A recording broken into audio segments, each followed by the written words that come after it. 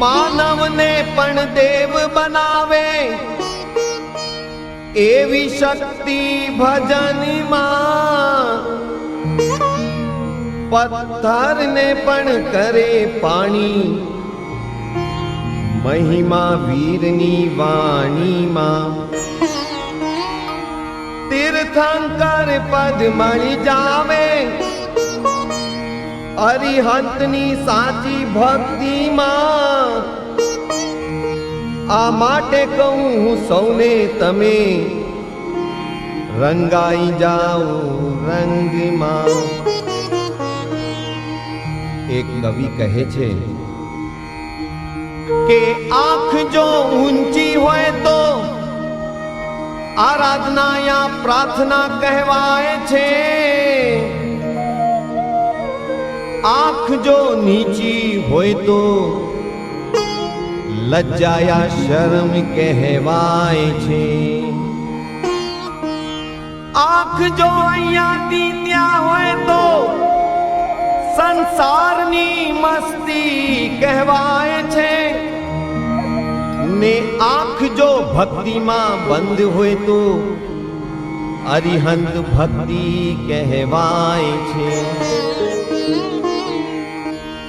હવે તમારી દૃષ્ટિને જરા બદલો અને વિચાર કરો કે પરમાત્માનો એક સાચો ભક્ત મંદિરમાં પ્રભુ ભક્તિમાં લીન બનીને પરમાત્માની સન્મુખ જ્યારે ધ્યાનમાં બેઠો હોય ત્યારે તેને શું દેખાય છે? તો કવિ કહે, આંખ જો ઊંચી હોય તો આદિનાથ દેખાય છે. આંખ જો નીચી હોય તો નેમિનાથ દેખાય છે. આંખ જો સામે હોય તો શાંતિનાથ દેખાય છે. આંખ જો પાછળ હોય તો પારસનાથ દેખાય છે. ને આંખ જો ભક્તિમાં બંધ હોય તો 24 તીર્થંકર દેખાય છે. તો નરમાંથી નારાયણ બનવું હોય, જીવમાંથી શિવ બનવું હોય, કંકરમાંથી શંકર બનવું હોય, રાગીમાંથી વિતરાગી બનવું હોય, પાપીમાંથી પરમાત્મા બનવું હોય, દાનવમાંથી દેવ બનવું હોય અને દેવમાંથી દેવાધિદેવ બનવું હોય, તો આવા સાચા અરિહંત દેવની હૃદયના નિર્મલ ભાવથી આજ પ્રભુ ભક્તિમાં લીન બનીને સૌએ અરિહંત ભક્તિના રંગમાં રંગાઈ જઈએ.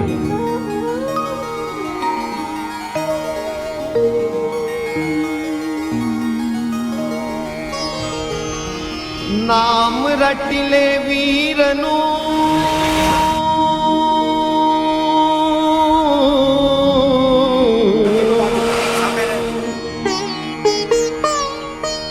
નામ રટી લે વીરનું,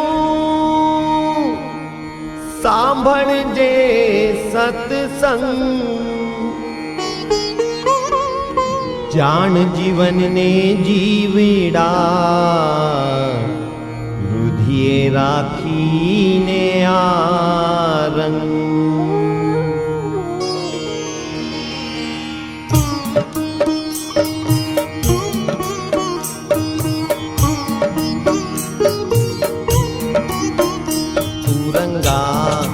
जाने रंगी माँ इन्फॉर्मेशन नहीं है कभी बन रहा है।